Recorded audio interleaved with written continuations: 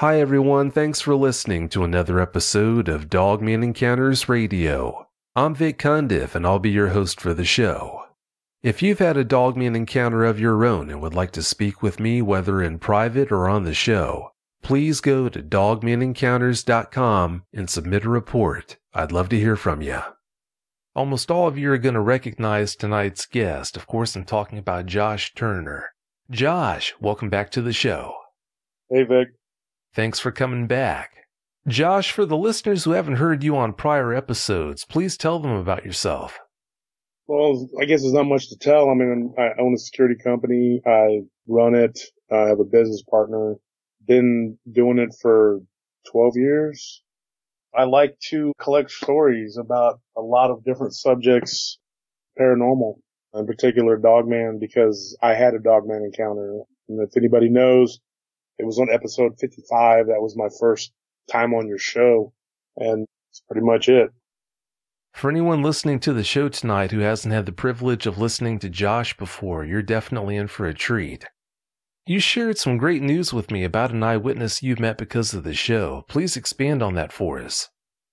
There was a girl that reached out to me from California, and she told me about her encounter, and we ended up talking every day. This was back in February.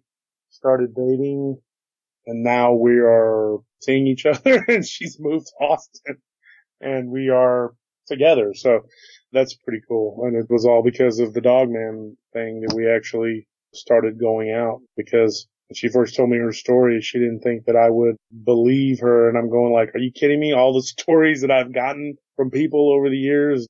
So yeah, that's pretty cool. And I appreciate that, Vic. I thank you for that because I'm engaged. Well, you're welcome. Congrats on that. For those of us who can't get enough of your stories, you've got more good news to share. Please tell us more about that. Well, I'm actually getting together with a friend of mine. His name's Armando Salazar. He was a BFRO member. I don't know if he still is, but I know he was. And we are putting together a show. He's in the process of moving up here to Austin from Houston. And he's a retired ex-military, really good guy. I get along with him very well. And we've been kicking around the idea for the past year or so about putting together a show, but now we're in the process of moving it along so that we can get it started. And he's been working on it, getting equipment, and it's going to be about the paranormal.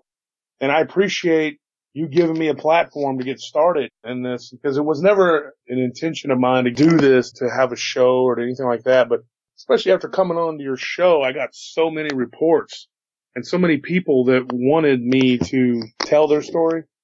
So I thought, man, this is probably a good idea, because over the years, like I told you, when I would talk to somebody, anybody, especially doing security, you work overnight and you meet all kinds of people, especially night people, I asked them if anything strange or weird or odd has ever happened to them.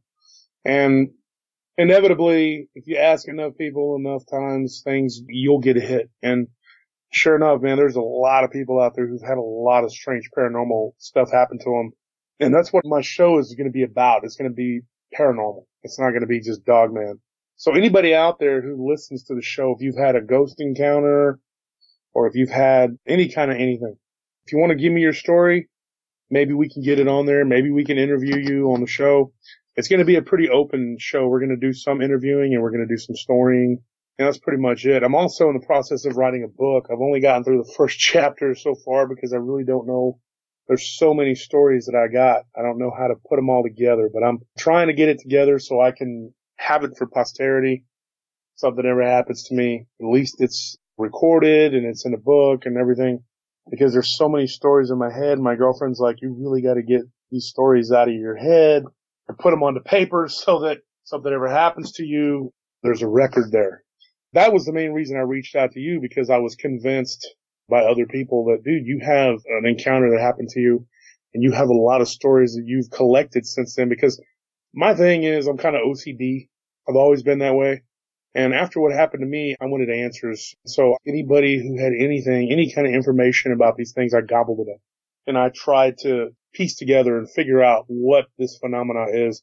Because this is a strange phenomenon. I've heard a story out of Bulawayo, Africa, about the Dogman. That, if anybody knows, used to be Rhodesia, it's now Zimbabwe. And there was a guy that told me a story about his village of a dogman. It wasn't a hyena. It was a dogman. And you got to wonder, there are no wolves in Africa. So what is this? What is this phenomena? The story was just a tale. It wasn't like an encounter or anything. He just said there was a story about a werewolf type creature that was harassing people and killing goats on the outskirts of Bulawayo. And when you think about it, you got to wonder, this thing is a worldwide phenomenon. And it's just weird. What is it we're seeing? What are these people seeing? What are we seeing? I don't know. But I thank God that you have a show that gives people a platform that can talk about this. Well, I want to do the same thing.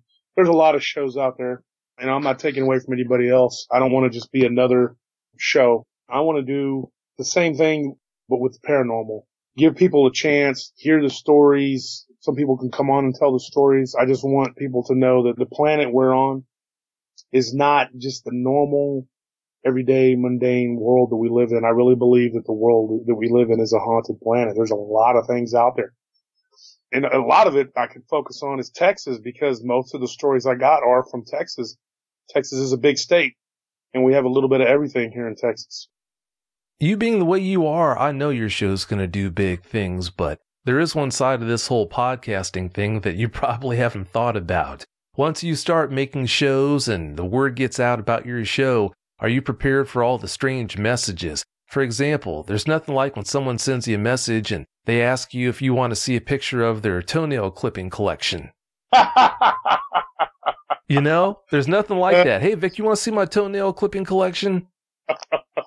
Yeah, you just wait till they start coming in on you. I've already had a few of, not toenail collections, but I've had a few. So like I told you before, there was a guy up in Pennsylvania that was like, I'm a werewolf. And he kept messaging me, and he was going to send us a video of himself transforming. So me and my brother and my buddy were on the edge of our seats waiting for this transformation. And it's just him, like, he runs off the screen. And you're like, what the? And you're just like, well, it could have been worse. He could have gotten nude or something and ran around. You know, it could have been worse. And you're just like, wow. You know, it's crazy some of the stuff that people come up with. You know, you get some odd ducks out there. And I've had some people get really miffed at me and start saying stuff. And, you know, and there's people that aren't fans that don't like me. They just think I'm full of crap. Whatever. That's their opinion. You know, I know the truth and I know what I know. And I'm sure you deal with it way, way more, because this isn't my livelihood. This isn't something I do all the time. You know, it's just a side thing, you know, and if it turns into something, well, yeah, it's great. Oh, I know you're going to do really well at it.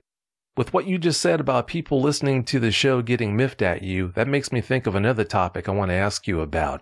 There's a misunderstanding about you that seems to persist. Is there anything you'd like to say about that? One thing that's really bothering me is that people will come at me with their stories and they'll be like, hey, can you put this on Vic's show? Well, first of all, I can't just call you up and go, hey, Vic, I'm going to talk, so listen to me. And these people want their stuff on the show, so just push it through. You know, you don't work for me. You know? And so I tell people politely, I'm like, look, the first thing you should do, if you're able to speak and say the encounter yourself, then you should go to Vic.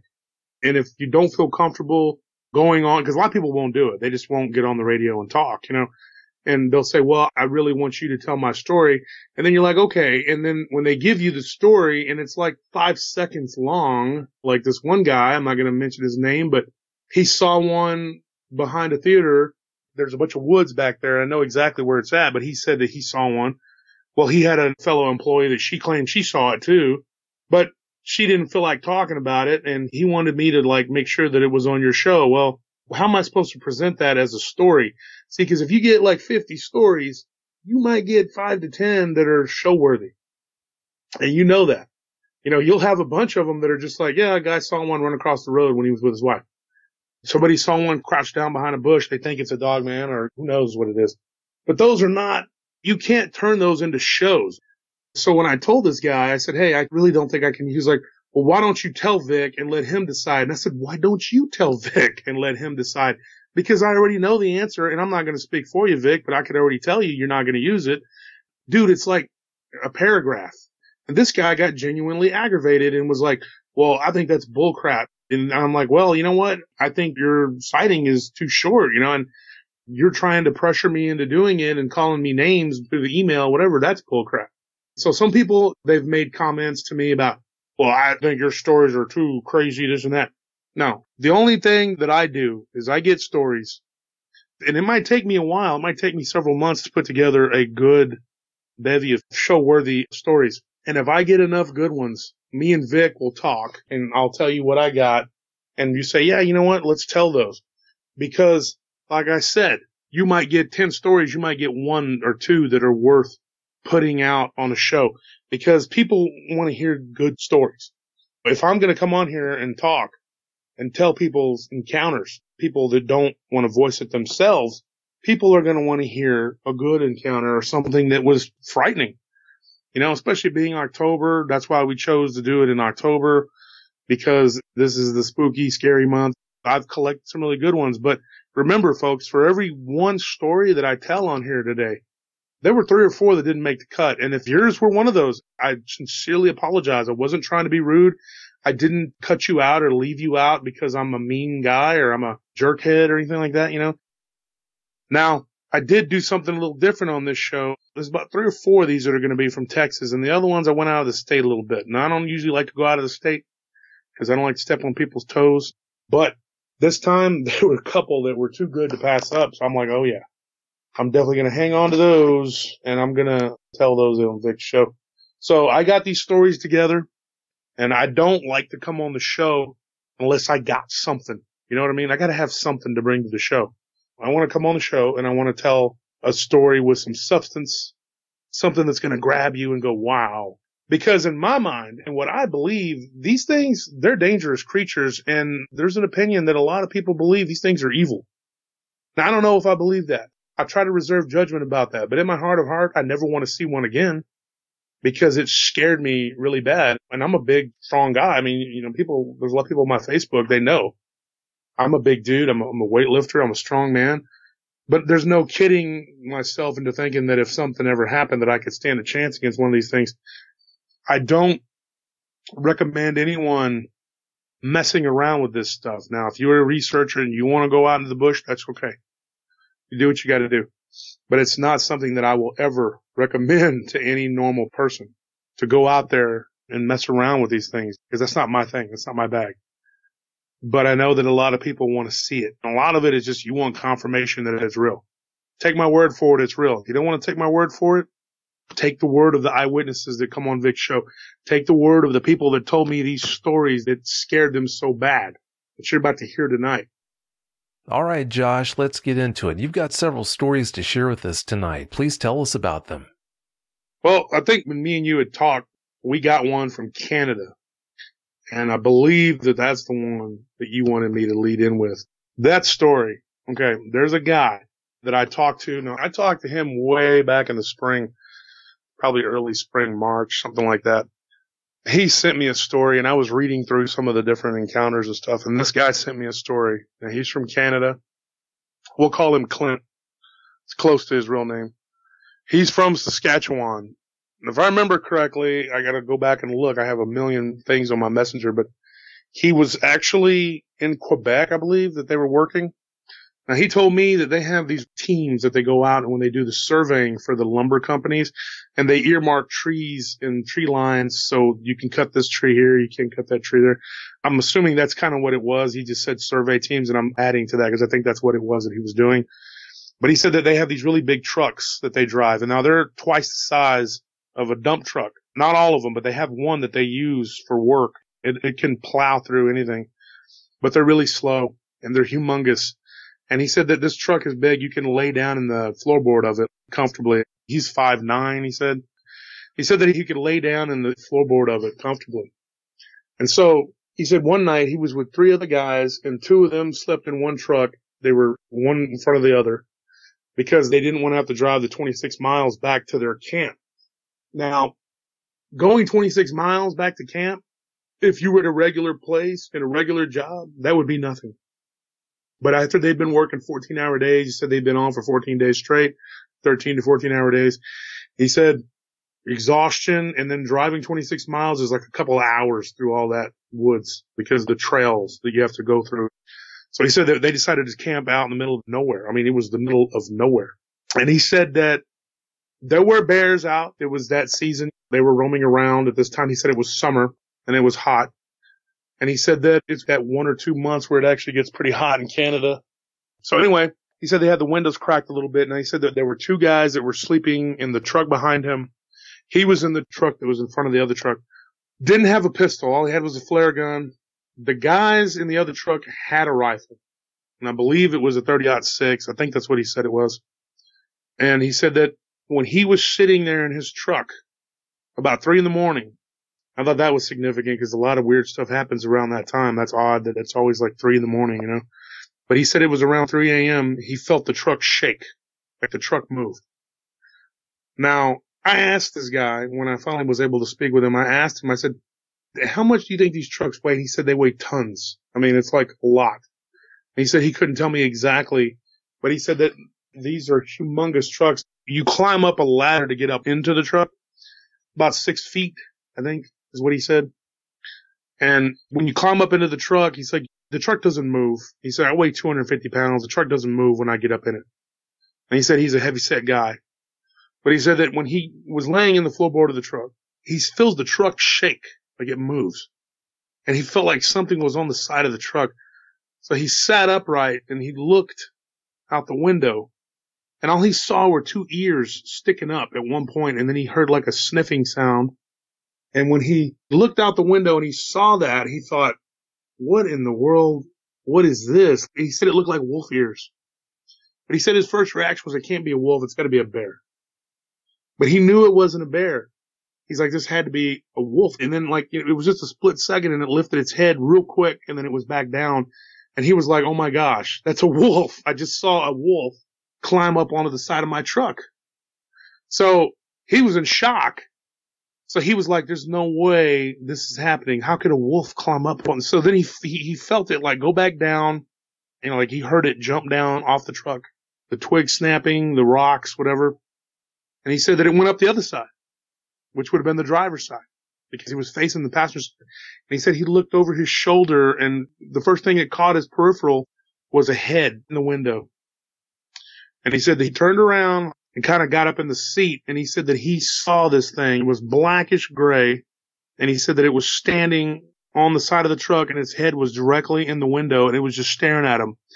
And I asked him about that, and I said, do you have the details? Can you give me any details? Because I know a lot of times when people are flustered and they see these things, they don't really have the details. It's like they escape you. I know that from experience. But he said that the one thing he remembers is the mouth was closed at that point. It was just looking at him. And he said it was just staring at him, like not blinking, it just staring at him. And he said it had like human eyes. And he said that he was just looking at it. It was looking at him. He could see it in the moonlight. Clearly it was a full moon. And he said that its head was gigantic, that it covered up the bulk of the window. And he was like, what in the heck am I looking at? What is this thing? And he said he was stunned. He didn't know what it was. And he said that it lifted up its hand. Now, I asked him about that too. He said it had a hand. And he said that it kind of tapped the glass, like as if he was a fish in an aquarium. He said, I felt like a fish in an aquarium, dude. And he said it like tapped the glass and then it slid its hand up and it got its claws on the top of the window where it was cracked. And he said that these windows are real thick, like inches thick, bulletproof glass. He said they're real heavy. And he said that this thing began to push down on it with its claws. And he said that once it started getting a little play in there where its fingers could come through, it started pushing more aggressively. And he said that he could see it grimacing. And he said the whole time, he goes, it stared me in my eyes. And he said, I had to look away. I didn't know what to do. He goes, I was terrified and I was frantically radioing to the guys in the truck behind me, just please wake up. Please, for the love of God, wake up. And this guy, his voice was cracking and shaking when he told me this. And we had to talk 2 different times because he couldn't finish what he was telling me. So, yeah, this guy was really upset. And I know that this wasn't bull crap. This guy, something really traumatic happened to this dude. And so this thing kept pushing down on the window. And he said that eventually it got to where the window was about partway, like where he could reach his hand in. And he said that he finally got a hold of the other guys. And they woke up. And this thing, he said at that point, it jumped down. And he said that he watched it in the back window kind of lope. Now, in my words, lope. I don't know how to describe it. He said it almost got down on all fours. And he said that the way it ran, it almost looked like a gorilla. But he said that it was definitely canine in origin. It had a tail. He said it had a short tail. And he said that it kind of ran toward the other truck.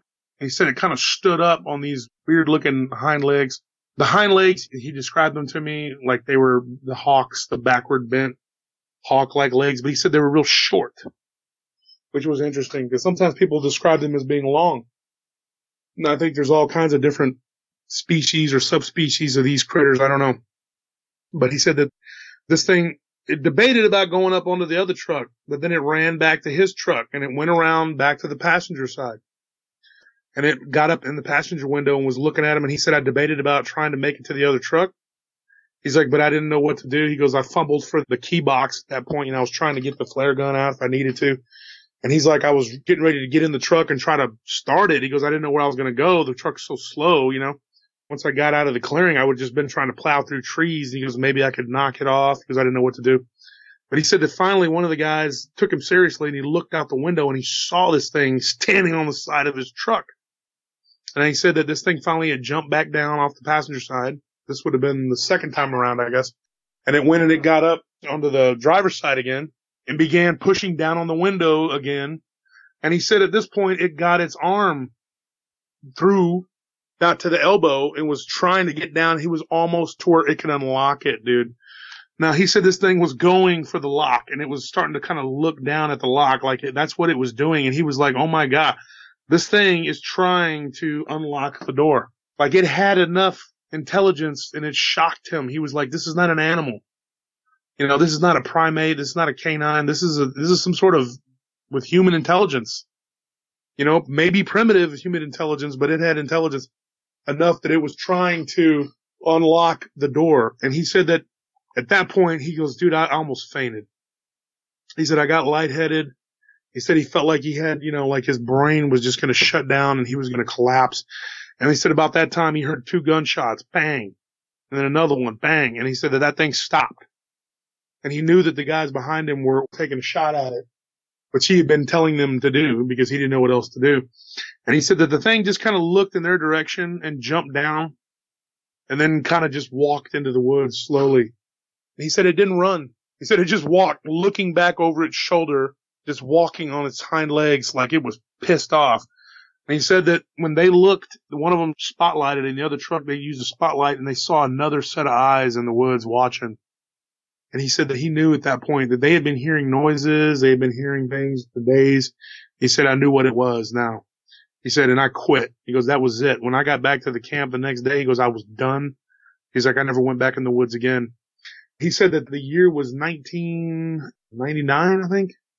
1998, something like that. It was toward the end of the millennium, whatever. This was not a recent encounter. This was, you know, something that happened years ago, but the guy remembered it like it was yesterday. And he told me this story. He said he'd held it in for so long. And I guess his aunt listens to the show and said that he should tell you the story, but he didn't want to come on the show. So he told me. And so I'm telling you, but that's his encounter. That's the Canadian encounter. And I guess we'll move on to the next encounter. This one, there's a guy that likes the show. He's from my hometown, and his cousin had an encounter in Arkansas. Texarkana is a little town. It's literally right on the border in between Texas and Arkansas. That's why it's called Texarkana. Now, I don't know if anybody knows anything about history, but there was a serial killer there back in, I think, 60s. I think it was the late 60s. Don't quote me on that. Somebody will probably go, it wasn't the 60s. It was the 70s. I don't know. Just like the thing with the don't feed your dog grapes. Well, my dog always ate them. Never had a problem. Your dog got sick from grapes. I apologize. Everybody jumped on me about that. They key in on everything I say and they go, that's not correct. You know? Well, this guy was a serial killer. He never got caught. But there is a movie that was made about this guy. It was called The Town That Dreaded Sundown. I watched it as a kid. Kind of creeped me out, probably because I watched it around Halloween and I was by myself. But it was about this guy who murdered all these people and he got away with it and they never caught him. And so anyways, he wore like a gunny sack on his head. But that's the only thing I really know about this town. I've been through there a couple times and I've been on my way to Arkansas or on my way to Louisiana. I've been through that corridor. It's a little town right there on the border. This guy went out to hunt deer on a lease. They said it was north or northwest of Texarkana, something like that. He said he was out there on some land. He was hunting. And he kept feeling like there was something watching him when he was heading out to the stand. But he said once he got out there, he was out there about 6 hours. From the morning, he said he got there about 10 a.m. He was out there until like 4 in the afternoon or whatever time it was. And he said that he finally bagged a buck. It wasn't a real big one, but it was decent size. And he said that it was only about a mile from there to where his truck was parked. He went with another guy, and where their truck was parked, it was about a mile. So he walked back and he drove his truck to get as close as he could to the kill. And he said he had to drag it about 150 to 200 yards, something like that. But he said that once he got it back to the truck, this was very recent. He said it was last year. He said he texted his other cousin that he was with, and the guy said, well, I'm not ready to go yet. It's still mid-afternoon. He's like, I'm not done.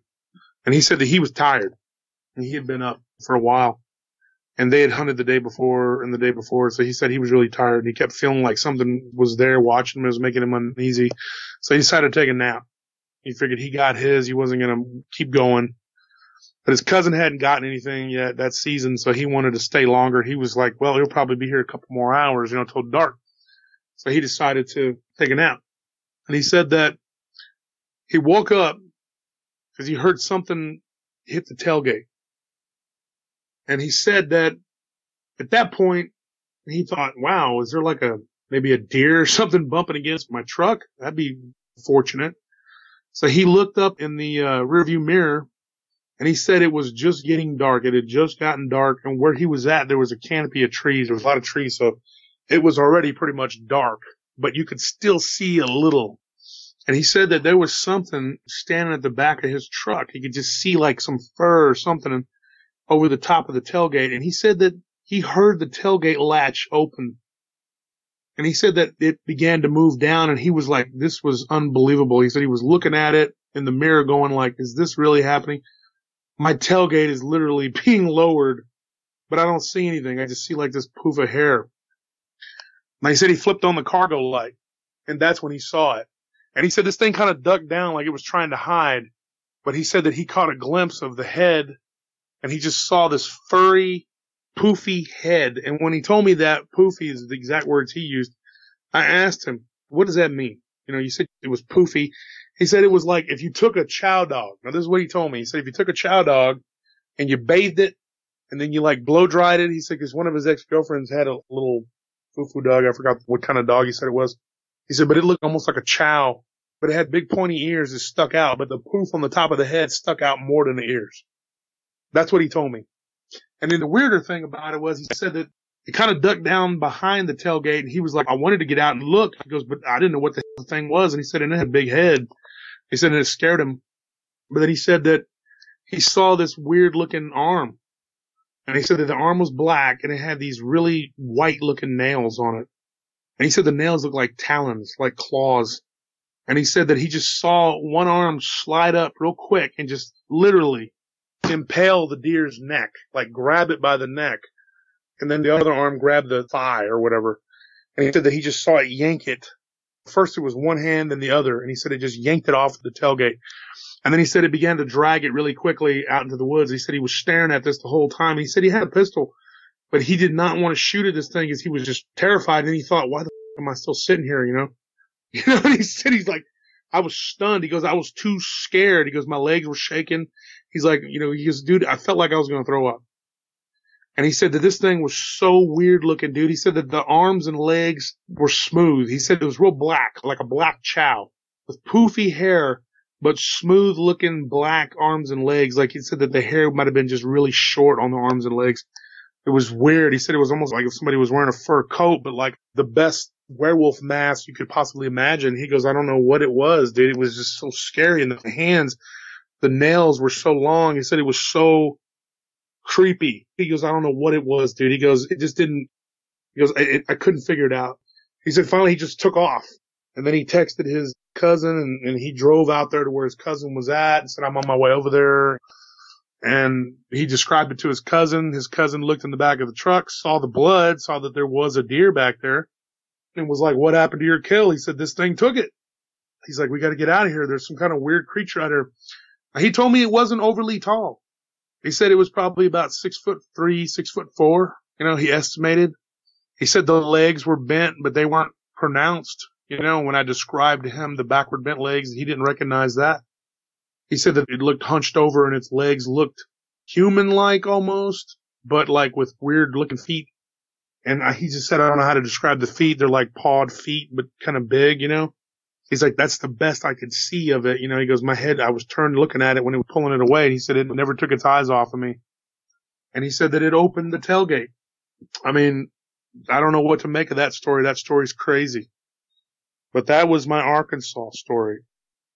And I apologize to everybody because my voice is I just got over a slight illness and my voice is kind of messed up here. But I got another one. Now this one is out of Norway. I'm getting out all the out-of-state stories first. Now this guy, and I have permission to use his story, but I didn't ask permission to use his name, but I'm sure he'll know who he is, was kind enough to share his story with me. He's a guy from Germany. His family has a vacation home in Norway. And his story, and I know that when me and you talked about it, it was pretty crazy. So anyways, this guy's story, he was up in a vacation home in Norway near a lake. Now, the name of the town was Evie. It's E-V-J-E. I don't know how to pronounce it. Evie, or I don't know how to pronounce that. My nephew was trying to tell me how to pronounce it. I don't know. But anyway, this was a family vacation home. And he said that the nearest neighbors were like 5 miles away. And he said that they were rarely there. So if anything happened, nobody can hear you scream. I mean, he's pretty much on his own. And I really sympathize with this guy. It was scary what happened to him. He said he went out on the deck to take a smoke. And he said that while he was out there, it was about the second or third day, I think he said, he saw this strange looking hairy creature dragging a moose by the lake by its neck. And he said that when he was out on the deck, I guess he made some noise and it looked at him. It saw him. And he said that it stopped what it was doing and just stared at him. And he thought, oh my God, what on God's green earth am I looking at here? What is this thing? And he said that he said it was only about 6 foot tall. He said 250, 300 pounds, bulky, but not overly bulky. But it was short. It wasn't like the big, just like the Arkansas encounter. It wasn't a real big creature, but it had a menacing face on. He said it was terrifyingly ugly face. And he said that this thing just stared at him. And then it kind of walked into the bushes around the other side of his cabin. And he thought, oh my God, where's it going? And then he said it let out this howl, like a blood curdling howl.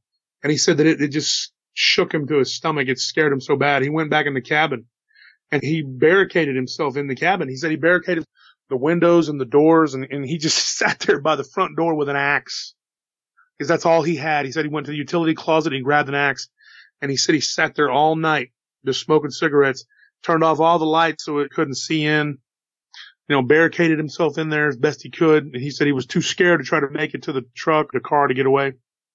And he said he just sat there with the only light coming from the fire going inside of a wood-burning oven. And he said that that was all he had. And he just sat there all night with an axe. And he said that all night long he heard bellowing howls and shrieks coming from the woods and shaking of trees and bushes. And this thing was like just making a noise, like it knew he had seen it. And it wasn't happy. It was angry.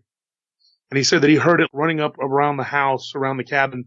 And he said he was just petrified. And his phone got no service out there. So he's like, dude, it was the most terrifying night of my life. He goes, I didn't know what to do. I was stuck.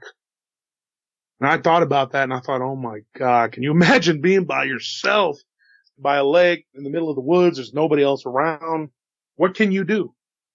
I mean, you have an axe. That's all you got. And this creature is out there and it's pissed off. So I really felt bad for this guy. He said the next day he went to town and he filed a report, whatever. And he said he went back to the cabin because he didn't have service. Well, some detectives finally came out there to talk to him. He said that he didn't speak Norwegian like they do, like not real good. But he said that they were kind of talking back and forth. They weren't laughing at him and they weren't making fun of him. They were just speaking back and forth. And he said that they acted like they might have actually believed him, but he wasn't for sure. And that they were just kind of like, yeah, well, nothing we can do. He said that they didn't even bother writing anything down or anything. They just came out to look and then they just left.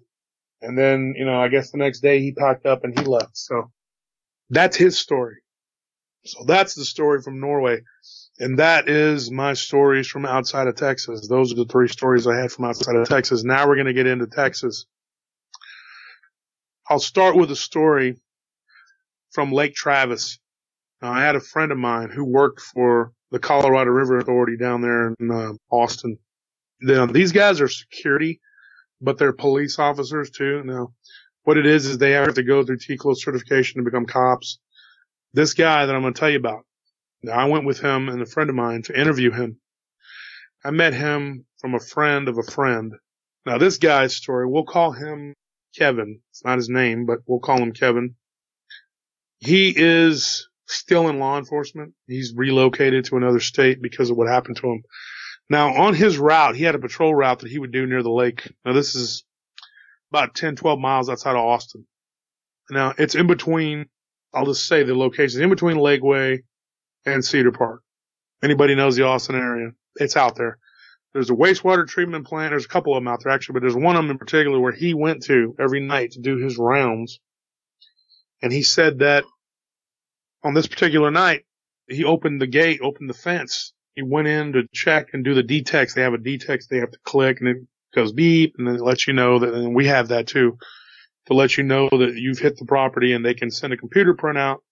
Tells them that you were on the property. They can't say, you weren't there, you didn't do it. No, I was there at 3 o'clock, and this is what happened. Well, he said that he was walking around the property. Said he walked around the property and was almost done with his patrol, got around the other side of the property, and there leaned against the back wall what he first thought was a dog, and then he saw like arms or a hand dangling down, and he thought, what is that? Is that a man? And then he realized, he said it was hairy, and he had like a weird looking arm, and he thought, first thought he said he thought was a Bigfoot. It was Sasquatch. He goes, dude, it's real. You know, it's sitting right there. He said then it lifted up its head. And he said that when it lifted up its head, he said, Wolf, he's like, I've never seen something so hideous my whole life. He said this was the ugliest creature. He said it looked like something that crawled out of hell. He said it lifted up its head and its teeth, it just opened its mouth like it yawned. He said every tooth was sharp. He said it just looked like a mouthful of razor blades. And he said that it unfurled itself. Now, that's his exact words. He said it unfurled itself and it leaped up to its feet and was immediately standing up. He said it was 8 feet tall, at least. And he said he was standing there, and he said he drew out his pistol because when he first saw it, he drew his pistol out because he didn't know what it was. And he said that he knew immediately that that gun, that Glock, was not going to do anything to this creature. And he said that, dude, he goes, even to point it at the thing, I was terrified. And he said it didn't run immediately. It just looked at him, took a couple steps, and just kind of pushed its chest up and out. And he said that it threw its arms back and like pushed its chest out like it was getting ready to howl. And he said it cracked, that there was a popping, cracking noise. And he said he didn't know what that was. A lot of times when these things go from all fours to upright, I've heard that before. But he said that the noise, and I asked him about that, and he said that the noise happened when it popped its chest out. He said it was like poofing itself up like, look at me, look at this. Now, he looked me dead in my eye. Now, a couple times he had to stop and go outside. We were in a coffee shop down in Austin, and he just, I don't know, man. I felt kind of bad because I kind of kept pressuring him to finish, you know, and I've done that before with people, and sometimes sometimes I feel bad. I mean, I don't want to be pushy, but this dude was starting to aggravate me because he just didn't want to finish the story, and I felt like guilty because I was like, dude, hurry up, tell me this, you know, but I needed to know, you know, and I wanted to be able to get this story, and it really got to him.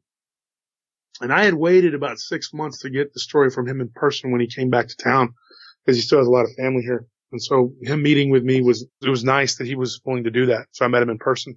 But anyways, this thing, he said it unfurled his chest, and then he said it took 2 steps and leaped onto a 10-foot barbed wire fence, and it like jumped onto the fence and then just kind of somersaulted over it sideways. He said it was unreal. He said it was like Spider-Man. He said it got into the woods, ran right into the woods and disappeared. He said then he turned and he looked down and his legs were shaking. He's like, he didn't know what the sound was. He said my teeth were chattering. That's never happened to me in my life unless I was cold. And he said it wasn't cold when this happened. I think he said it was late September or early September, something like that. But, he said that this thing leaped over the chain link fence like Spider-Man. And he said that at that point, it roared out of the woods. Now, this is what he told me and the witness that I was with. He said that the trees shook.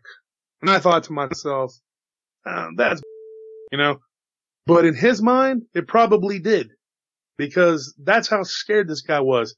And he said he looked down and he had urinated himself. And he said that this thing stunk. He said it smelled like garbage and like urine, wet dog. It was really bad. And he said that the thing that really got him about it was that he could feel the sound from this thing's roar. And I asked him now, I said, hey, did it howl or did it roar?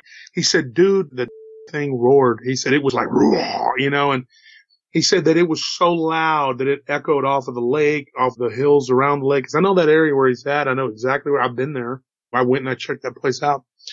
Now I drove through there. Me, I'm going to go look around because I'm not one of those people from Scooby-Doo that wants to investigate gang. No, I'm not going to do that. I drove by and I said, well, there it is. And I drove. So I know the location of where this was at. And now my mom's company that she used to work for actually was one of the people that built these water treatment plants. So I knew where it was at. But he said that it roared and he could feel it in his chest. And he said that it was the most terrifying thing. And he said that the next 2 days he called in sick, and then eventually he went back to work. He tried to. He couldn't do it. He said he was missing. He wouldn't stop at that place. He wanted to get transferred to another route. He said it was a good paying job, but he just couldn't do it. And eventually they let him go. And he moved away. And he moved to another state. I feel bad for the guy. He said before that he liked to go fishing out on Lake Travis. He said it was something he liked to do. He said, but after that, he just couldn't do it. And that was it. You know, he moved and, you know, I feel bad for this kid. And I also feel kind of bad about pushing him, you know, Vic, but I wanted to hear the story and I wanted to get it. It was just hard to sit there with somebody who breaking down, you know, but there's that story. The next story I'm going to go to, we're going to go to another lake. Now this story, there's a guy that I knew since I was in elementary school, and this happened to his uncle's best friend. Now, I'll give you a little backstory to this one. It's called Lake Stamford. You can look it up on a map. It's not a huge lake, but it's the lake, and it's between Stamford and Anson, which is right outside of Abilene. The biggest town around there is Abilene, Texas. Abilene's a really cool, rustic town. I always liked Abilene. My dad always worked at power plants, so we lived out in Haskell, Texas. Now, in my hometown of Haskell, there was a legend, and I always, as a child, thought of it as a Bigfoot, like some sort of Bigfoot creature. I lived there till I was like in 3rd or 4th grade. I guess we left. But it was called the Haskell Rascal. I'm sure you can look it up. This creature was always described, I always thought it was like a Bigfoot, but apparently it's like a short-muzzled dogman. Because the more research I've done into it, some of the old accounts of it talk of it as a wiry-looking, kind of skinny dogman type creature. Not a Sasquatch. And it has a muzzle, but it's kind of a short muzzle. It's weird. And I know it's got these pointy ears. It's got to be a dogman. So I was really, really curious when I put the word out, you know, the last time that I was talking to my friend from my childhood. And he said, you know what? I do know somebody who had an encounter. And he said it was my uncle and his friend. Well, eventually he got back with me because I kept kind of hounding him about it. But eventually he got back with me and he said, dude, it wasn't my uncle. It was my uncle's friend. My uncle knows the story. Tried talking to his uncle. He couldn't really tell me a whole lot. So he got me in touch with his friend, which took a while. And then when I began to talk to this guy, his accent was so thick. Now, I'm from Texas, guys, and y'all know some people think I have an accent. Some people say I don't. I have a little bit of a drawl. I've worked on it. I live in Austin. It's very cosmopolitan here. There's not most people in Austin. When people come to Austin, they're like, wow, you guys don't really talk like you're from Texas. But most other places in Texas, they do talk like this. Well, this guy's accent was so bad.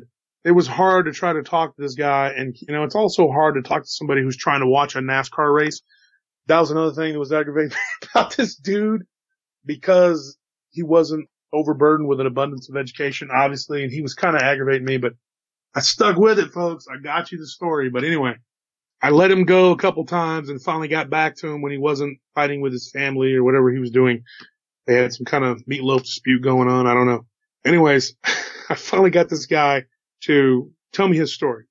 And then he asked me what it was for, and I told him that I collect these stories and that if I could use it on the air. And he said, I don't give a crap, whatever. So anyways, guy's name is Wade. Doesn't care if I use his name.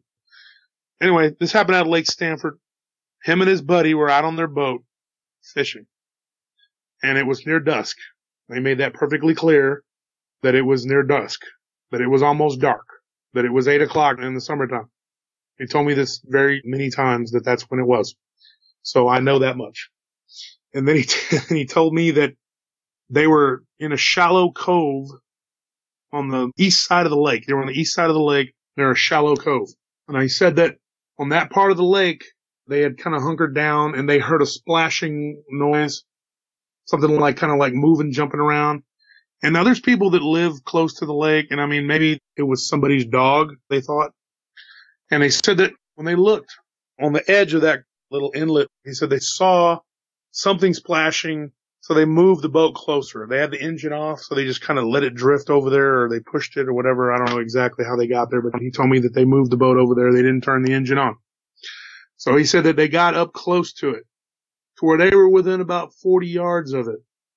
And he said that they knew at that point that it wasn't a dog. They didn't know what it was, but they just sat there observing it for a few minutes. And then he said that this thing kind of flipped around like it was trying to catch fish or something. And he said that the water was pretty shallow at that point, that it was during the drought. And he said that when they drifted closer and closer, the thing took notice of them. And he said that at that point they realized just how shallow the water was because this thing stood up.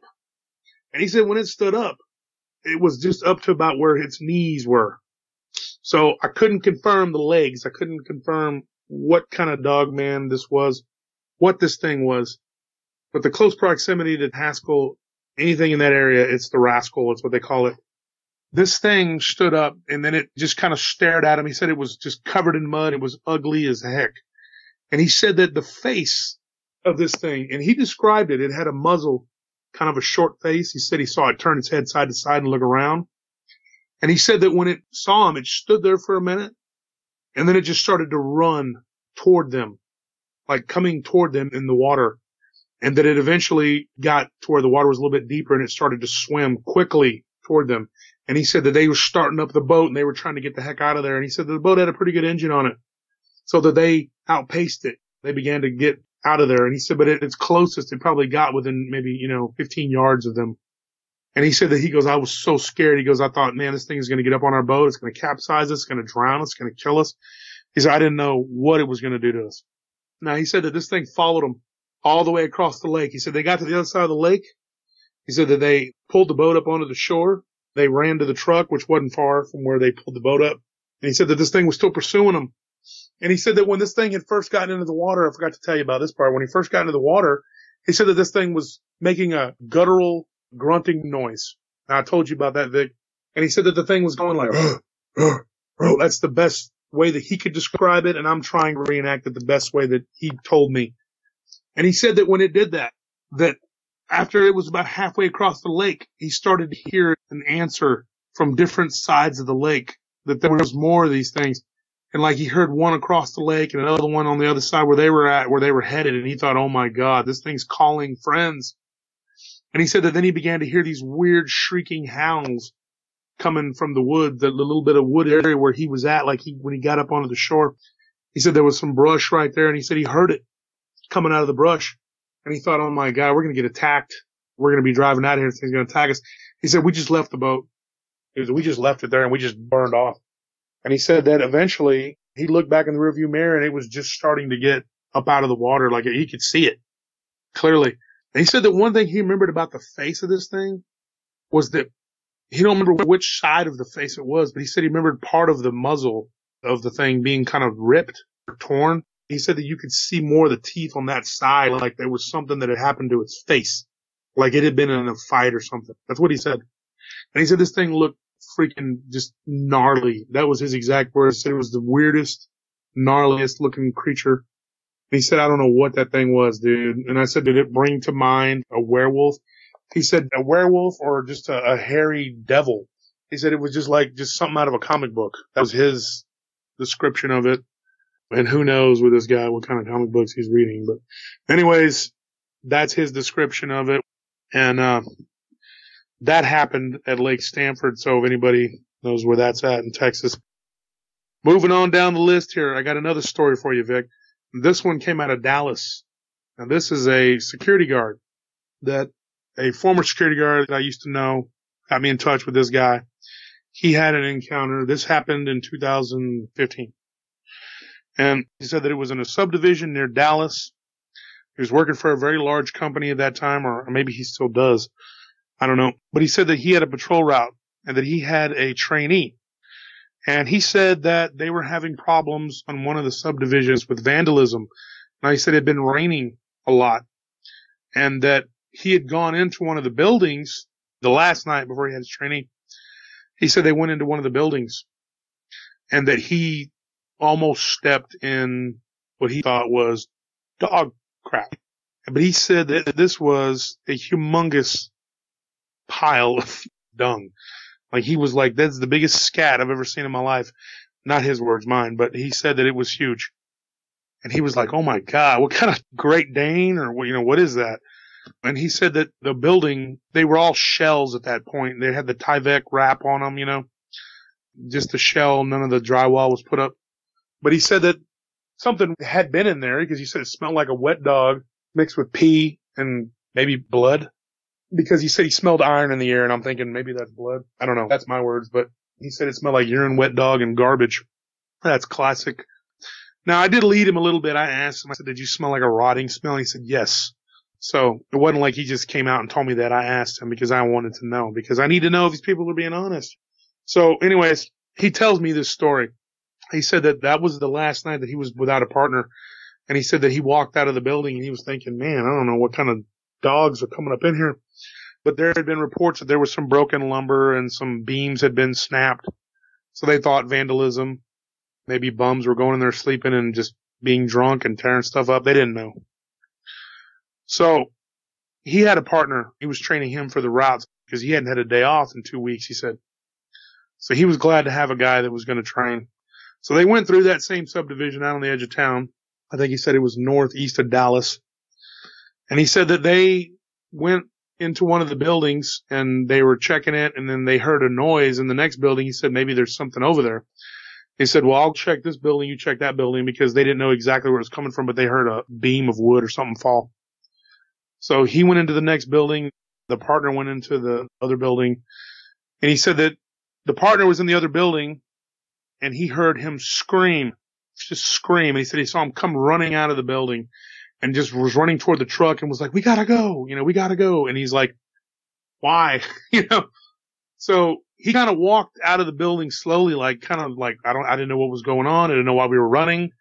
He looked in the window and he saw this brownish black creature standing there looking like hunched down, I guess, to look out the window. And he said that it looked like a werewolf, like a literal werewolf was standing there looking at him. And he thought, I am staring at a werewolf. He's like, there's no other way to describe it. This looks like a quintessential werewolf. Quintessential, my word, but that's what he said. He said it just looked like a classic werewolf. And he said that he just ran to his truck. They got in the truck. It was raining and they took off. And he said that they got down the street. They pulled into an IHOP and they called the police. They told them that they think maybe there was some homeless people there because they didn't know what to tell the cop. And they had decided that they weren't going to tell the cop that they saw a werewolf. So they called police and the cop was like, okay, we'll go check it out. Nothing came of it. I guess they didn't find anything. But he said that they'd spent the night talking about it all night. And he said that the partner told him part of it that night, but then the next day, when they were going back out to do their patrol, they had talked about it, whether they were even going to go and do it. And he said they both agreed they needed the job, but that they weren't going to stop and look inside that. They were just going to drive through. And he said eventually they lost that account because the guards quit checking in those places. and whatever it was continued to be a menace, I guess, and destroy things. What I suspect was that this thing had taken up residence there while it was raining, maybe just to get out of the rain, and it was laying in there. Now, here's what his partner told him, and this is what he told me his partner said. He said that as he walked into the building, he said he smelled that nasty wet dog, that dank wet dog smell mixed with like garbage or whatever. And he said that he knew right then, he said that it just hit him that there was something there. And he said that he heard a snoring, like something was snoring. And he thought, oh my God, there's bums in here. You know, there's homeless people in here. His exact words were like, he thought there were a couple bums in there or something. But he said it was loud, that he could hear almost like a heartbeat. And he thought, dude, there's this, whatever this is, it's big, you know, it's a big person. And he said he yelled security, and he shined his flashlight toward the back behind a pile of lumber. And he said that this thing, he saw an arm first come up and then a head pop up. And he said that when the head popped up, he got the shock of his life because it was a wolf's head. And he said it was gigantic, dude. He said this thing's head was giant, dude. And he said this thing just kind of leaped up to its feet and just was kind of crouched down. And he said that it was like crouched down behind the lumber with both of its arms on top of the lumber, leaned forward like it was sniffing the air. And it just stared right at him. And he said its shoulders were bristled up and it was hiked up like a dog that was getting ready to pounce. And he said that it began to peel its lips back and like a growl. And then it began to growl at him. And he said at that point he thought, oh my God, this thing is about to attack me. I'm about to be killed in this building. So he said at that point he turned and he ran out of the building and didn't look back. And he said that that's when I guess the partner came out and he saw it in the window. But that was pretty terrifying. And he said that they went over it. He said that he didn't give them all the details the first day, but the next day he remembered more. And he said that they went over the story about 10 times. He's like, I just didn't know what to make of it. I don't know what it was. But a guy that I knew from security knows that I collect these stories about the paranormal. And I tell you what, Vic, if anybody's listening, when my show gets going, I got a lot of stories from security guards that aren't just Dogman related. There's a lot of stuff out there. Let me tell you, there's some weird stuff, man. Like I was telling you, Vic, gargoyles. I got a couple stories that could be vampires. I don't know what they are, but just weird stuff that's been told to me over the years, man. People that have confided in me and they've told me some really scary stuff, dude. I mean, like, let me tell you. Well, you know, we're looking forward to it. Yeah, I'm excited. I'm ready to get it going here. This story came out of Westlake. I'm going to go back to Austin here, my hometown here. My second hometown. My hometown's Taylor, but, you know, Austin's my home. So this guy, I don't know this kid personally, but he knew that I was from Austin and he gave me his story. Now, it's kind of a short one, but it's pretty crazy. He was coming back from the theater one night, the Paramount, him and his girlfriend, and they live out in Westlake. He was young, still lived with his mom and dad and his girlfriend. They were driving back to his girlfriend's house. She was 20. He was 19 when this happened. So they were young. They're still living at their parents' house.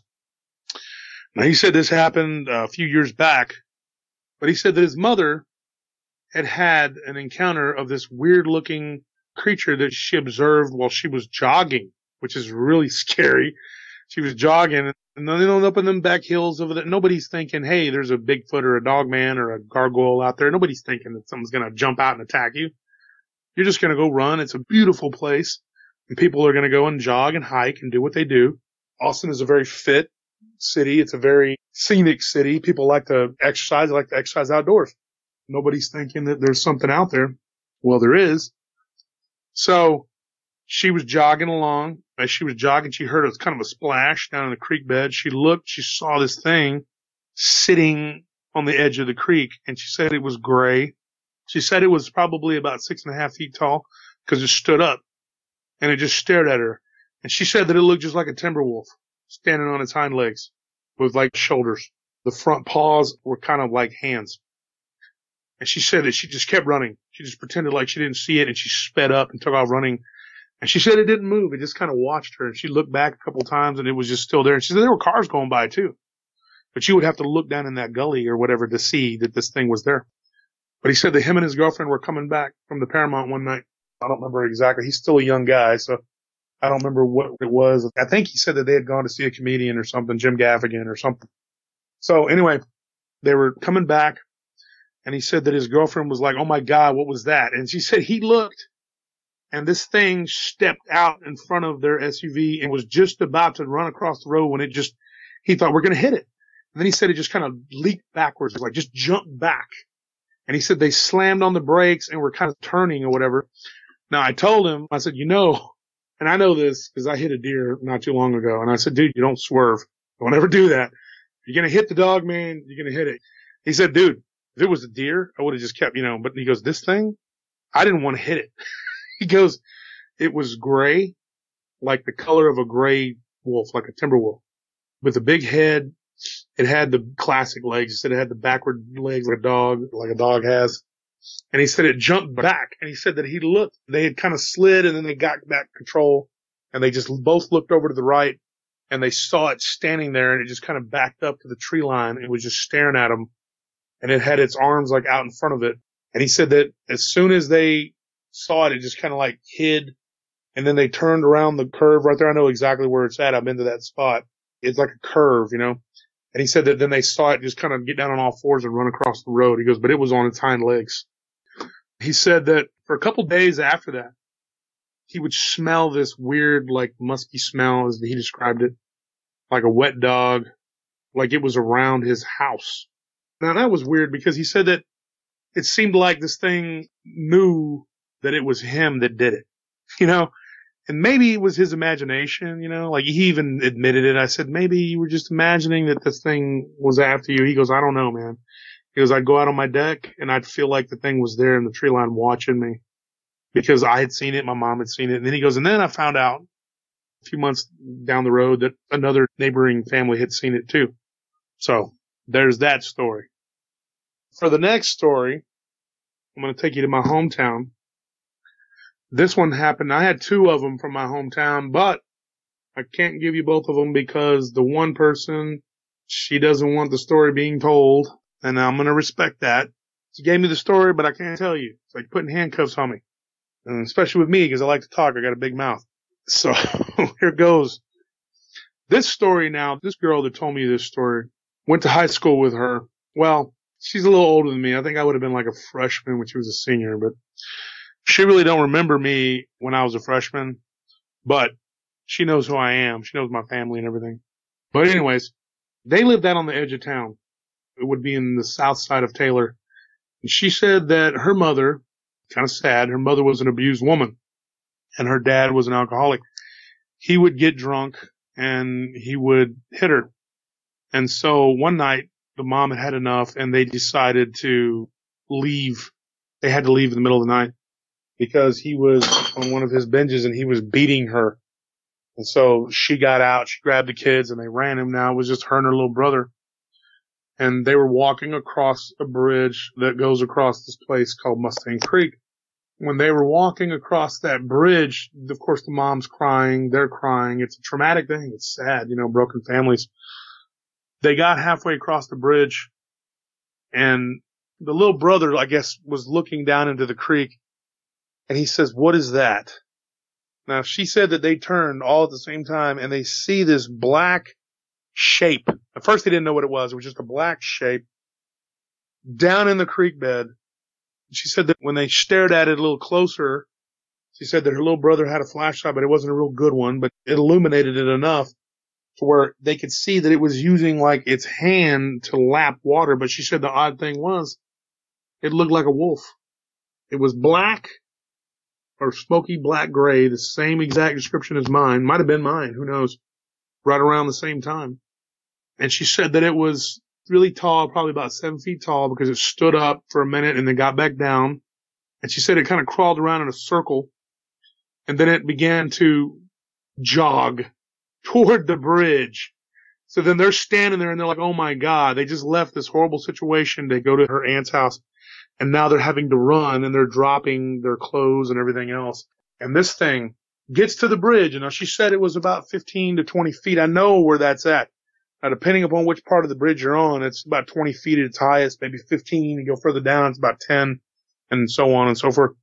But she said that it ran toward the middle of the bridge, and she said the next thing you know, this thing is up on the bridge, and it's running behind them on the sidewalk. And she said you could hear the footfall like slap, slap, slap on the ground. And she said that it was shaking the ground. It was so heavy. And she said this thing probably weighed 400 or 500 pounds. She said it was just enormous.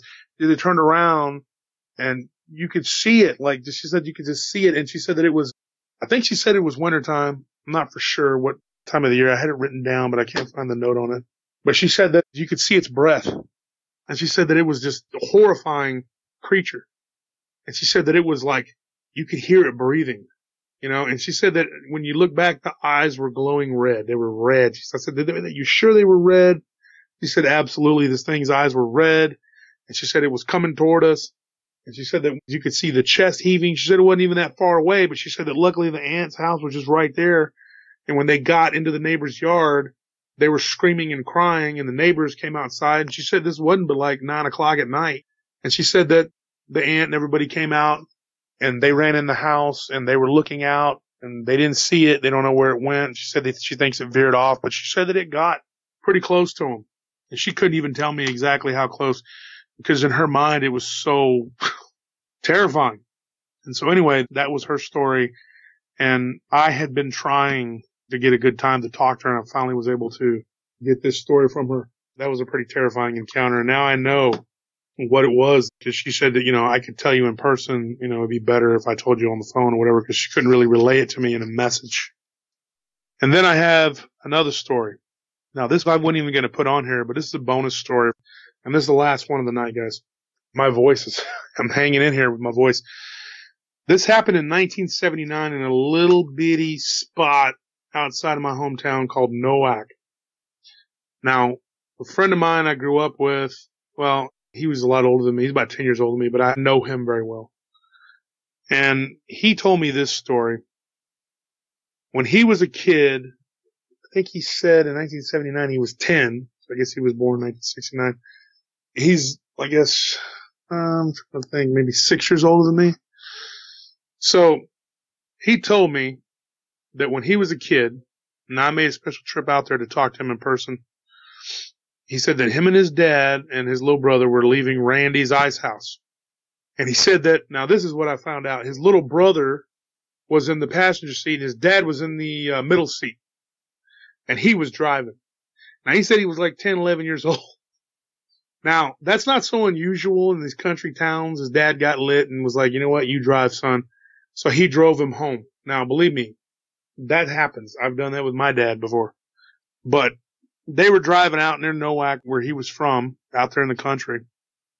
See, at first I thought that he was in the passenger seat and his dad was driving, but no, I talked to him and he said, no, I was driving.